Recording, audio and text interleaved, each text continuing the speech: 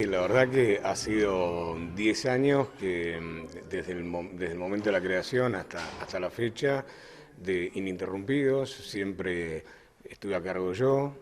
Y bueno, y te imaginas que en 10 años muchas cosas lindas y cosas feas, y hemos vivido distintas situaciones. Y bueno, pero siempre tratando de a poco de ir resolviendo los conflictos de nuestros vecinos, ¿no? Bueno, 10 años para una institución en realidad, a comparación de la vida de una persona, es poco si se quiere, pero la ley se fue adaptando en estos 10 años, fue mejorando, fue abarcando a todo el mundo o sigue siendo complicado. Bueno, el pueblo en estos 10 años ha tenido un crecimiento enorme, esto lo hemos visto todos, y entonces las problemáticas se fueron complejizando cada vez más. Nosotros empezamos teniendo más o menos unas 500 y pico de causas por año y ahora superamos las 1000, con lo cual eso de alguna manera ha demostrado que cada vez la complejidad es mayor. Nosotros ahora tenemos mucha expectativa porque el año que viene, a partir de marzo del 2017, cambia el Código Procesal Penal, con lo cual para nosotros va a ser una mayor responsabilidad porque toda la investigación criminal va a quedar exclusivamente en cabeza de los fiscales, pero a la vez para nosotros es muy importante el procesamiento nuevo porque va a permitir que a través de audiencias que van a ser todas orales, se elimina el expediente escrito. Esto nosotros entendemos que va a dar mucha mayor transparencia al proceso de juzgamiento de una persona que es sospechada de un delito y sobre todo va a permitir que las víctimas o testigos y demás puedan tener un procedimiento que sea mucho más ágil, mucho más claro. Cuando hablamos de agilidad, ¿hay ejemplos ya en otras provincias de la Argentina de esta metodología de trabajo? ¿Se puede comparar, por ejemplo, con algún ejemplo cercano? Sí, bueno, la provincia de Chubut es lo más cercano que tenemos, ellos fueron pioneros en este tipo de procesamiento, es un sistema que se llama acusatorio, es muy similar, yo siempre digo, a los sistemas que ven en las películas americanas, ¿no? De los juicios orales e inclusive la posibilidad de juicio por jurados, que es muy interesante porque... Diferenciando, claro, los sistemas de investigación ultra tecnologizados que vemos en la tele.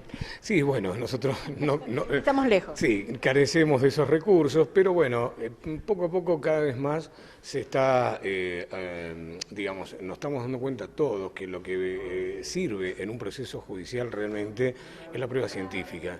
Esta prueba que vos, como vos decís, que se ve en las series de televisión, la verdad que son las pruebas científicas las que nos permiten tener pruebas objetivas y reales para resolver los casos.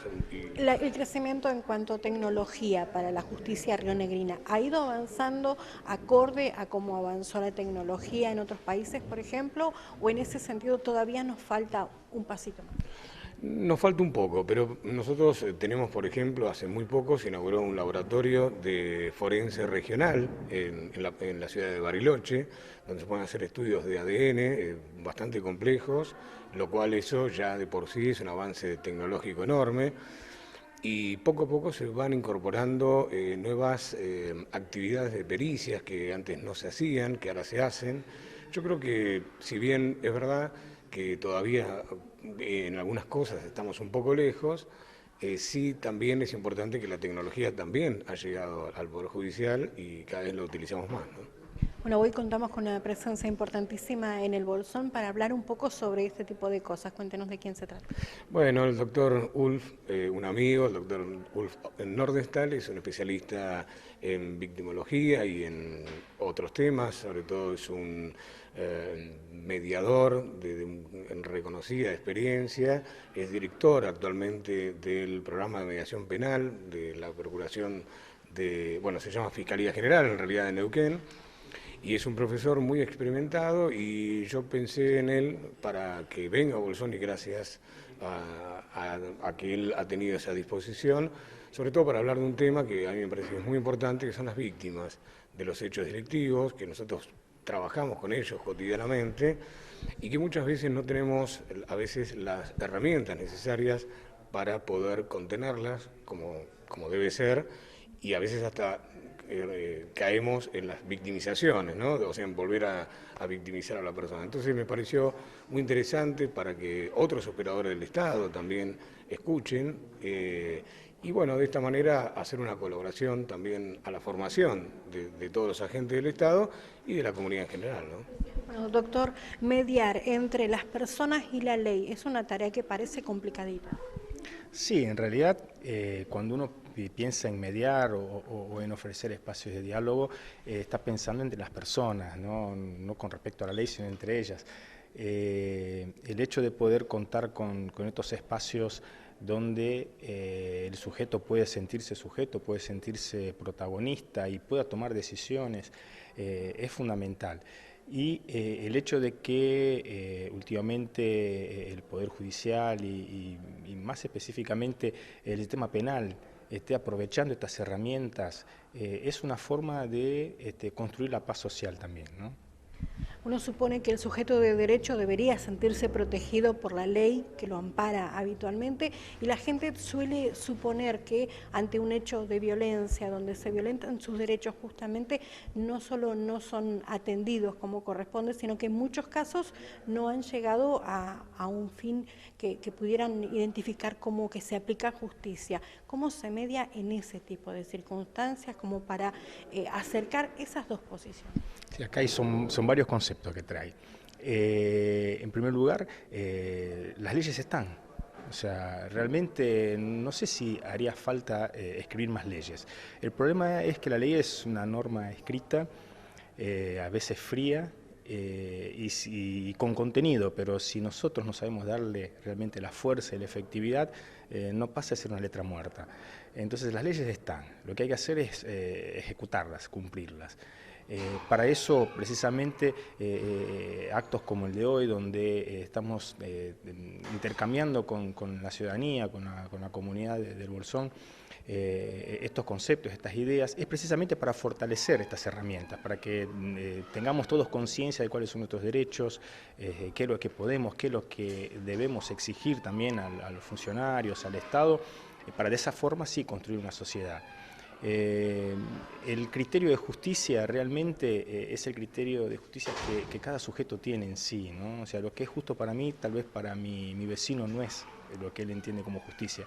Y poder poner en palabras y poder hablar sobre ello, creo que identifica el concepto y nos permite también resolver las situaciones, ¿no? Bueno, hay una dificultad para mediar que tiene que ver con el hecho de la gente suele a sujetarse de alguna manera a los derechos y suele desprenderse de los deberes. ¿Esto también sería un tema para tratar en una mediación, por ejemplo? Sí, todo derecho implica un deber. O sea, los derechos están, lo que sí hay que reconocerlos y poder ejercerlos. Obviamente todo es una construcción, ¿no? Esto de poder entender cuáles son mis derechos y comprender también que así como tengo derechos, el otro también tiene derechos y yo también tengo deberes con respecto a mí mismo, a mi familia, a mi vecino, a la comunidad. Esto forma parte digamos, de la educación y de la formación que todo ser humano debe tener, ¿no? No solamente en el Estado, también en su familia, en el resto de la comunidad. El espacio de la mediación en Río Negro ha sido con un crecimiento realmente importante. ¿Qué pasa en Neuquén con estos espacios? Sabemos que hay muchos litigios que se han podido evitar gracias a este tipo de situaciones como la de mediación. Sí, la provincia de Río Negro es pionera en lo que respecta a la mediación o a estos procesos de diálogo en el campo civil, en el campo familiar. En la provincia de Neuquén recién ahora está empezando con estos procesos de mediación a nivel familiar, pero ya hace 2 años que dentro del sistema penal, como recién comentaba Francisco, un modelo muy parecido al que se va a aplicar en Río Negro, ya estamos trabajando en las causas que derivan los fiscales o que vienen de las comisarías por denuncias, ofreciendo a las partes estos espacios de diálogo, ¿no?